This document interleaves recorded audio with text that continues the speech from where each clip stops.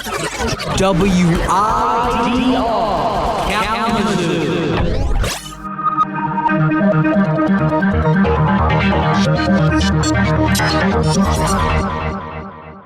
Hello, welcome to another exciting edition of the Western News Review, where we bring you trending stories from Western Michigan University and the Kalamazoo locality.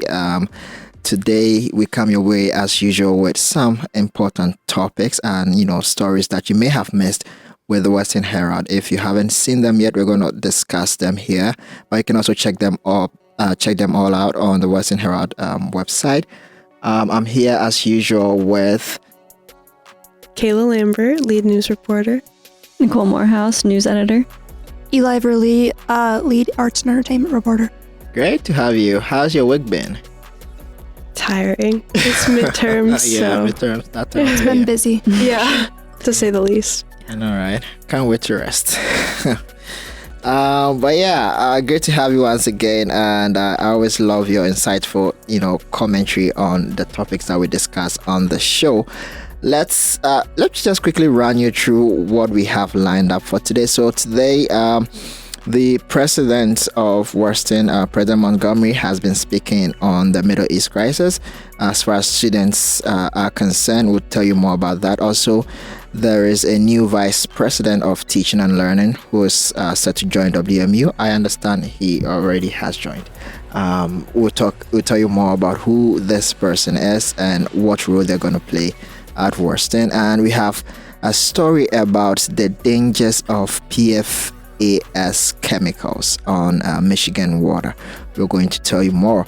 And then, of course, we'll end with some recognition of faculty and staff at a recent award ceremony. We'll give you a lineup of some of the individuals who have won some awards. And if time permits, we'll do a little light story on the ISC, International Students Council, and ISA, who hosted a barbecue for international students, which I missed.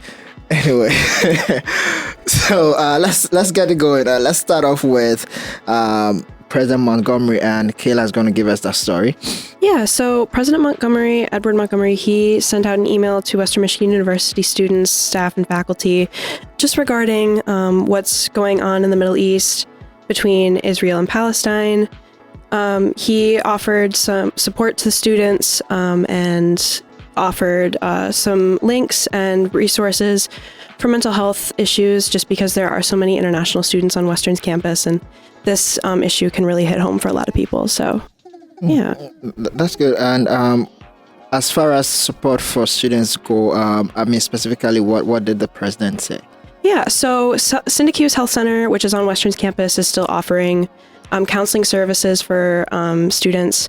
And the university is now offering this new teletherapy program called You Will. I don't know too much about it, but to my understanding, it's free to students. And additionally, faculty and staff have the capability to access the Employee Assistance Program, which I believe is also a mental health program, but I'm not 100% sure. All right. And we know, in times like this, how devastating it must be for students who belong to either factions of the conflict. And so that's a great move by the president in terms of offering, support. And Western has been doing that. Nicole, you quite remember in terms of, I remember when the MSU incident occurred as well, providing avenues for students to come and say, if you're having a hard time, these are the resources available to you. What do you think the significance really is? Not specifically to the Middle East crisis, but in terms of when issues like that arise, the university is saying that these are avenues of mental health supports and whatnot. How important is this kind of interventions to students? Yeah, I think it's really important to remind students what's available to them to help them. It can be easy to think that we aren't there, so it's not affecting us, but many people maybe have family that's over there or some type of connection there. But even for those students that aren't necessarily connected to where these tragedies are happening, it can be deeply troubling just to see the news and everything that's happening. So it's really important to support students when things like this occur. Awesome. And there's more to this conflict in terms of the bare facts, but the Western Herald, I understand, is working on a story to provide you at least some form of information about what's currently going on, in case you do not know yet. And so look out for that story. Check out westernherald.com, and in the coming week you should see that story. But you should also look out for the newspaper, the hard copy I'm talking about. They have stands all scattered all around campus. I used to read newspaper hard copies a lot. Now I do not. I don't know if any of you, were born in the generation where you picked up newspapers. Eli, do you regularly read from hard copy newspapers? Or? I didn't really before joining the Western Herald. I was pretty involved in my yearbook committee in high school, and so the closest I got to physical copies was the yearbook, because we didn't necessarily have a school newspaper. But I don't know, joining the Western Herald gave me a new appreciation for all of the time and work that goes into those physical prints. Yeah. So we always encourage students to grab a copy on their way out of class. You should. I mean, it's classy for me, sitting, cross your leg. Shout out to the managing editor. She puts so much work into those. Yeah. So. I love your graphics all the time. I mean, you put so much work into the newspapers that come out. So kudos to all of you at the Western Herald. Now let's move on to a story that is also about Western Michigan University. I'm talking about a new vice president in charge of teaching and learning who is set to join or have already joined the university. And Nicole, give us the story. Yeah, Jason Glass is the former commissioner of education in Kentucky. He announced at the end of August that end of July, that he would be leaving his position as Commissioner of Education and coming to Western Michigan University to be the new Associate Vice President of Teaching and Learning. The Board of Trustees voted on his appointment on September 28th, and he joined Western's community on October 9th. Okay, so he's already here, right? What significance does his background add to the role that he's about to take? So I understand you mentioned something about being on he used to serve somewhere, right? Which is a bit education related, if I want to believe. How important is that to the new role that he's about to take on? Yeah, he was the Commissioner of Education for the state of Kentucky, which means that he oversaw all public K through 12 schools, as well as the Kentucky School for the Deaf, Kentucky School for the Blind, and 53, I believe it was 53 area technology centers. Sorry. So he oversaw hundreds of thousands of students, and he had, he's been a superintendent in various states before, so he has a lot of experience with K through 12 public schools, which is something that when I talked to Provost Julian Vasquez Heilig, he told me that that's something they were looking for, that he has understanding of not just universities, but also public schools where they can kind of bring together a more integrated community across different grades. And the story goes on to talk about the fact that his hire is a standout hire. You might want to tell us more about that. What is peculiar about this, his recruitment? Yeah, something unique about Glass's hire is just that Western didn't conduct a national search like they often do for a lot of administrative positions, or just positions in general for all levels. Instead, what they did is they submitted a request for a no post, which means that they had someone in mind that they wanted. They said, we want to hire Jason Glass, and they sent a request to the Office of Institutional Equity and said, this is why we want him, and the Office of Institutional Equity had to approve that, and then they continued. Glass visited Western a few times, and then the Board of Trustees had to approve it. So I'm getting the indication that this was expedited due to his rich experience, and it was like, we want this person and we're not going to make this recruitment process national. Does that contribute to in terms of expectations of him here at Western, in terms of the fact that they sped up the process, did not make it national, and for that reason it speaks to the fact that he has a lot of experience. Western really wants him, but it also speaks to the fact that there's a lot of expectations of him. The fact that we've gone through all of this for you. What does that speak in terms of expectations for him? Well, a targeted hire does. When I was talking to Vice Provost Chris Cheatham, he said that it's not uncommon for this to happen. Like, it does happen, but I think just the fact that it is not the norm does kind of set it apart in saying that like we expect him to perform really well because of his background, and we chose him for a reason, above looking for more candidates in a national search.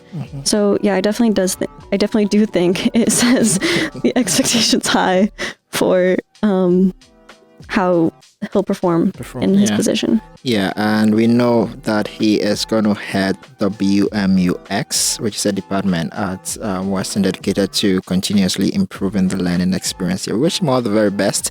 In the coming days and years or months, we will be monitoring his activity or his performance in the role as well.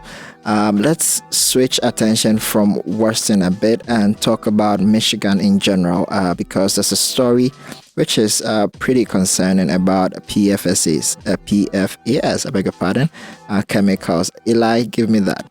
Yep. So PFAS chemicals are also known as forever chemicals, and there has been some rising concerns about forever chemicals being found in our Michigan and Midwestern state water due to our high activity of industry in our Midwestern states. Forever chemicals are typically found in trades like metal manufacturing and the automotive industry, but they've been more widespreadly used in food packaging, which is causing them to end up in our waterways, which is causing some concern for how they could spread. How concerned should we be, especially people residing in Michigan? So forever chemicals are a concern because of all of the harmful impacts they can have. They aren't meant to be within our water because they do have a coating that is waterproof and oil proof, and so it makes it resistant to essentially oil and water, and it can cause things like it can increase cancer rates, diabetes, high blood pressure, things like that. And there's just been some rising concern about the potential of those things impacting our water across Michigan. And when it comes to Michigan, already we've had issues of water issues. I know Flint, for instance, is always referred to when it comes to water issues in the U.S. So this coming in addition to that certainly poses some sort of concern. But has the state done anything yet? Do we know? Yeah. So for the most part, so far, forever chemical regulation has been relayed mostly over to the Environmental Protection Agency. They've been doing a lot of different revisions on the amount of and the discharge limits allowed for PFAS chemicals. I'm sorry. And they've also been doing a lot of gathering data and information about how they could potentially impact us and how to keep them out of our waterways. So I'd say the mainly EPA, research? Yeah, so the EPA has been primarily at the focus of regulating. Okay, and let's bring it down to our level here as students. I know this is an intellectual community, and we all may have a role to play in that. Do we know what students can do? Yeah, so students are really just encouraged to start with public awareness, mostly. It's really just important that people know that this is a cause for concern, and that it's important to spread that information. Particularly, the article that went out on the Western Herald specified that it's important to spread that information to indigenous communities that may have a higher consumption of fish or freshwater drinking, where those forever chemicals may be found. And so just the fact that people can be informed about this, and the fact that it could pose a threat to certain communities is the most important thing. The Great Lakes, the Department of Environment, Great Lakes and Energy does have a summit coming up in December about forever chemicals that students can get involved in, and the information on that is on the Western Herald website. Yes, I'm looking at that right now, and there's a hyperlink that says can be found here. So when you go on the Western Herald portal, you should just look for this particular story, and down there you should find a link that takes you to where you can find more information about the summit in December. On a lighter note, do any of you drink fresh water? Like not packaged water? I mean, Kalamazoo City water is kind of my go-to, but that's not the greatest in the first place. So, okay, I used to drink that a lot, in Ghana growing up. So I can understand, the story about the dangers of drinking from fresh water, and in case it's exposed to chemicals. Michigan is a manufacturing state, so this is definitely cause for concern. All right, enough of the alarming news. Let's talk about some interesting, happy stories for some folks at Western Michigan University who have won a number of awards. And I'll quickly just run you through essentially who these people are. Not all of them, of course, but just highlights of the award ceremony. This story is written by Amelia Bodinaku from the Western Herald, and it says that Western Michigan University hosted its annual fall awards celebration at the Fritzer Center to honor faculty and staff for their achievement. And I'm just going to quickly run you through some people who have won award. But there's the Distinguished Faculty Scholar Award, which was awarded to Charles R. Henderson from the Massillon Institute of Science Education and Department of Physics. There's also the Distinguished Teacher Award was given to David Raj from Mallinson Institute for Science Education and Department of Biological Sciences. Kayla, are there any other people who won some awards? Yeah, the Distinguished Service Award was presented to Mariola Perez de la Cruz from the Department of Spanish. Then there was the Emerging Scholar Award that was given to Shannon Locke McMorrow from the School of Interdisciplinary Health Programs. And then there were the Excellence in Diversity Awards, which were presented to Tony Dennis, who from the Department of Speech, Language, and Hearing Sciences. And do any of you belong to any of these departments we're mentioning? No? Unfortunately, I do not. Okay. Just by the way, the School of Com yesterday held an alumni induction ceremony, and so it was kind of I wouldn't say an award, ceremony, but also recognizing some alumni and inducting them into the Alumni Association. I was there. It was interesting to read the profiles of these people, what they've been doing after they graduated from Western. So certainly Western has been doing a lot in terms of producing best brains. I'll quickly give you this last light story on the ISC and ISA who hosted a barbecue for international students, which I'm part of, but did not get hear of this, and so I missed it, and I'm sad. So this story written by Clara says that Western Michigan International Students Council and International Students Association held a barbecue for international students on October 6th. It began at 4 p.m. and essentially even rain couldn't. Wow. Now I'm more sad that it rained, but they kept the party going. Even rain couldn't stop the group from making the best out of it, and also there are a lot of activities that day. But here is a speech from Silvana de Jesus, I hope I got the name right, from the Dominican Republic, expressing appreciation for the event, and says that it gives me the opportunity to speak to people who share similar experiences as me, whether it's about culture shock, upcoming assignments, or anticipation of Halloween.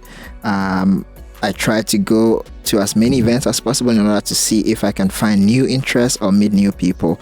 On that score, how often do any of you, go to the social event here at Western? And yeah, any experience, or it's just work for you? Not as often as I should. Yeah, I mean, I attend a lot of events for the Herald, just to, get involved in the arts and entertainment that we offer here at Western. But I wouldn't say that I attend those events as often as I should for my own purposes. It's mostly professional. Mostly work for you. Do you? Definitely. I want to. It's just that I am such a busy person that every time an event comes up, I'm like, man, I should go to that. So are you all saying you're nerdy? Yeah. Yeah. I admit it fully. Oh. It's my secret. Interesting, Yeah. Nicole. No, I agree with Kayla. I feel like I go to so many events for the Herald and to cover things, and then every time I'm there, I'm like, wow, I should just go to these just for fun.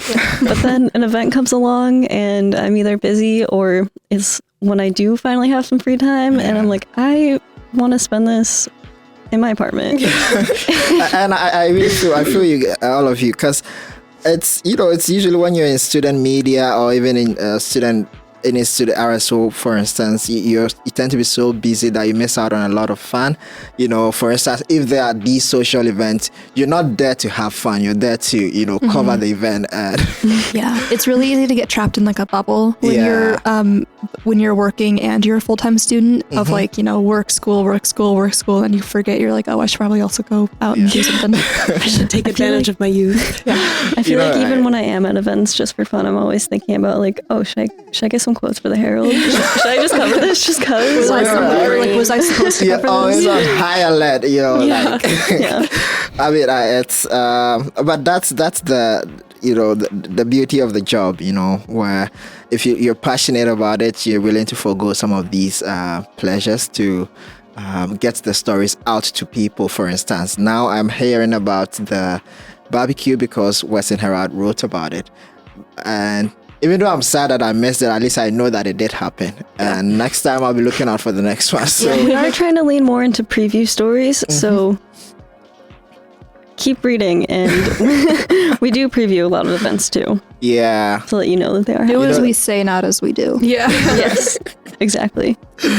All right. So that brings us to the end of today's episode. We've looked at President Montgomery's statement on the Middle East crisis and how students can be supported at Western. We've also looked at a new vice president in charge of teaching and learning who has joined Western and what they will be doing. And of course, for Michigan residents, you need to be on alert about PFAS chemicals and how they are polluting your water. And of course, we just ended on the note of WMU faculty and staff being recognized at the award ceremony. This has been the Western News Review. I was joined today by Eli from the Western Herald and Kayla, and of course Nicole, all doing amazing work at the Western Herald. My name is Daniel Ebo. Until same time next week, be safe and drink safe water. Also raise awareness that something is going on with the Michigan water, and so people should pay attention. Bye-bye.